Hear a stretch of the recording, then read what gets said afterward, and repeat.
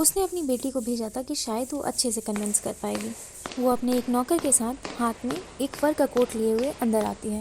वो बिल्कुल भी खूबसूरत नहीं थी, लेकिन वो काफ़ी हम्बल, विनम्र, थोड़ी शर्मीली थी। आयरन मिल में अभी भी सब कुछ वैसा ही था जैसे शाम में था। लोहार अपने हेल्पर्स के साथ लोहा पिघलने का इंतज़ार कर रहा था। भट्टी में अभी भी आग चमक रही थी। इंजन ने अपने सर के नीचे एक कच्चे लोहे का छोटा सा टुकड़ा लगाया और अपनी हैट को नीचे अपने मुंह पे करके सो गया। जैसे ही लड़की की नज़र उस स्ट्रेंजर पे पड़ी, वो तुरंत उसके पास गई और उसने उसका हैट उठा दिया। नॉर्मली स्ट्रेंजर को एक आंख खोल के सोने की आदत थी। वो झटके से उठा और बहुत ज़्यादा डर गया। मेरा नाम एडला विल्मानसन है, लड़की ने कहा। पापा घर आए थे, उन्होंने बताया कि आप आज यहीं पे रुकना चाहते हैं। फिर मैंने उनसे परमिशन मांगी आपको वापस घर ले आने की। मुझे माफ़ करिएगा कैप्टन, आपका समय अभी इतना ख़राब चल रहा है। उसने नोटिस किया कि वो आदमी बहुत ज़्यादा डरा हुआ है, जैसे या तो उसने कुछ चुराया हो या फिर वो किसी जेल से भाग के आया हो। उसने फिर जल्दी से कहा, आप विश्वास रखें कैप्टन कि आप जैसे आज़ादी से आएंगे वैसे ही हम आपको जाने देंगे। सिर्फ आप क्रिसमस की शाम हमारे साथ बिता लीजिए। ये उसने इतने फ्रेंडली तरीके से कहा कि रैट ट्रैप सेलर उसे मना नहीं कर पाया और वो उनके साथ जाने के लिए तैयार हो गया। वेलेट ने बड़े ही मन से झुक के बड़े ही इज्जत के साथ रैट ट्रैप सेलर को कोट ऑफर किया। उसने वो फर कोट उससे एक्सेप्ट कर लिया एंड अपने फटे पुराने कपड़ों के ऊपर उसे डालकर उस लड़की के साथ चला गया।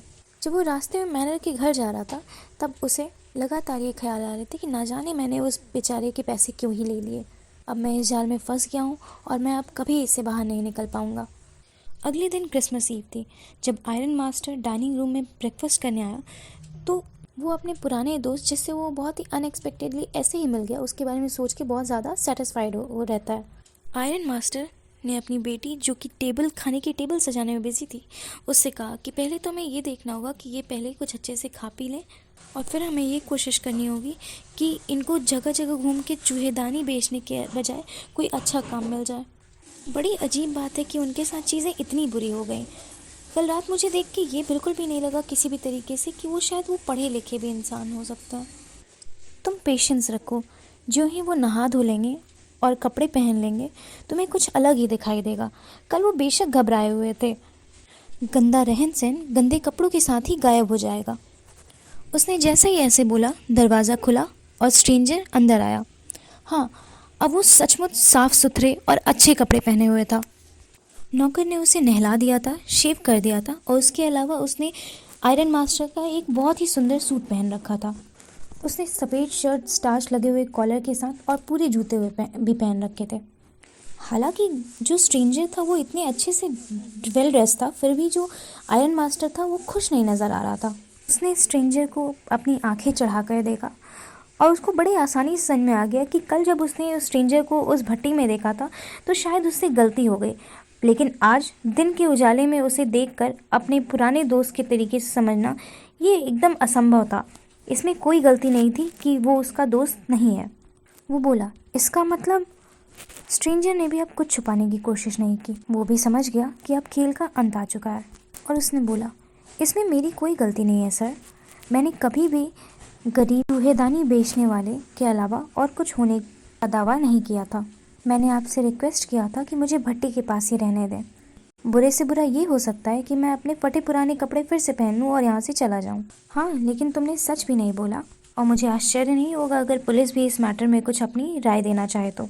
स्ट्रेंजर ने अपना एक पैर आगे बढ़ाया और टेबल पर मुक्का मारते हुए कहा, सर, अब मैं आपको बताता हूँ कि असली बात क्या है। ये पूरी दुनिया एक बड़ी चूहेदानी जैसी है। ये चारे के अलावा और कुछ नहीं है, जो किसी बेचारे व्यक्ति को मुसीबत में खींचने के लिए लगाए जाते हैं। और अगर पुलिस अभी आके मुझे इसके लिए जेल में बंद कर देगी, आप याद रखिएगा एक दिन ऐसा भी आएगा जब आप भी ऐसे किसी बड़े चारे को पाना चाहोगे और आप उस चक्कर में उस जाल में फंस जाओगे और उससे कभी बाहर नहीं निकल पाओगे।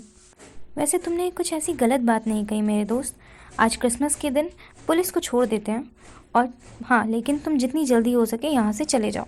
लेकिन जैसे ही वो घर से निकल रहा था, वैसे ही उसकी बेटी ने जाके दरवाज़ा बंद कर दिया और बोला, मुझे लगता है आज इनको हमारे साथ ही रुकना चाहिए। मैं नहीं चाहती हूँ कि ये जाएं।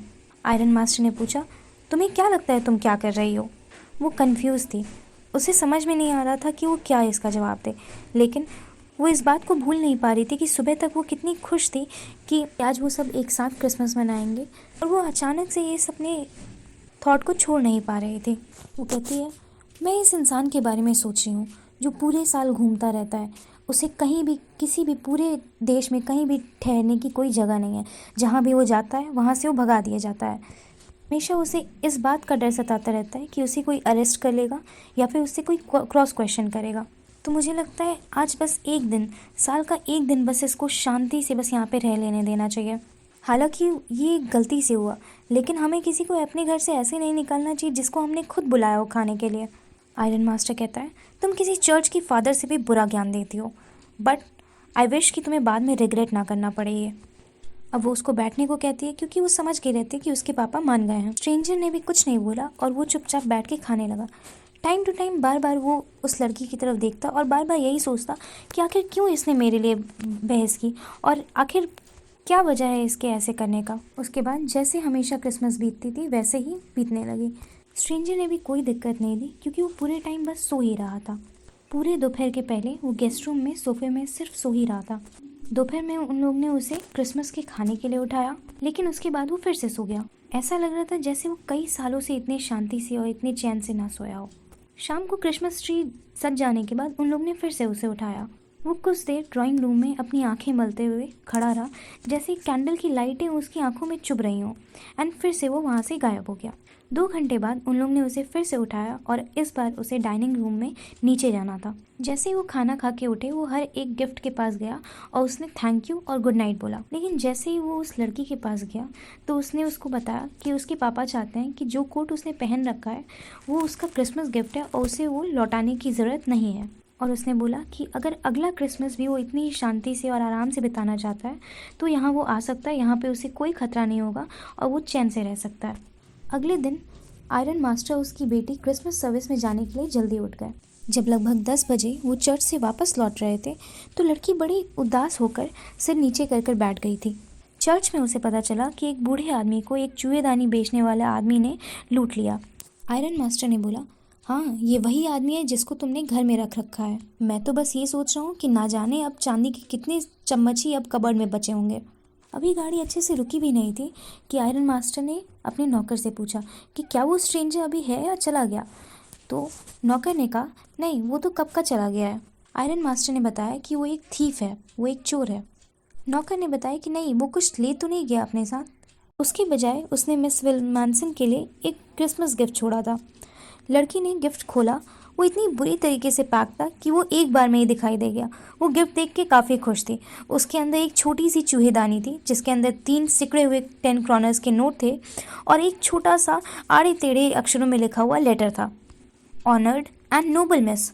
क्योंकि आपने दिन भर मेरे साथ ऐसा अच्छा व्यवहार किया जैसे कि मैं सच में कैप्टन था, मैं भी बदले में एक ऐसा ही अच्छा बिहेवियर रखना चाहता हूँ जैसे कि मैं सच में कैप्टन हूँ। इस क्रिसमस पर मैं नहीं चाहता हूँ कि आप किसी चोर के वजह से परेशान हो, लेकिन आप ये पैसे सड़क के किनारे रहने वाले बूढ़े आदमी को लौटा सकती हैं जिसने लोगों को ललचाने के लिए खिड़की के किनारे ही थैली में पैसे टांग रखे हुए हैं।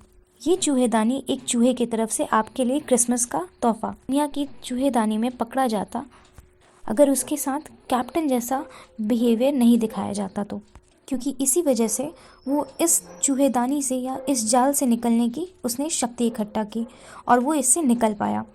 तो पूरी इज्जत और सम्मान से लिखा गया ये लेटर कैप्टन वॉन स्टेहले की तरफ से।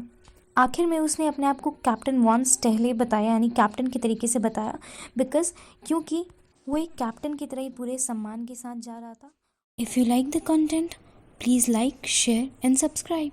Thank you.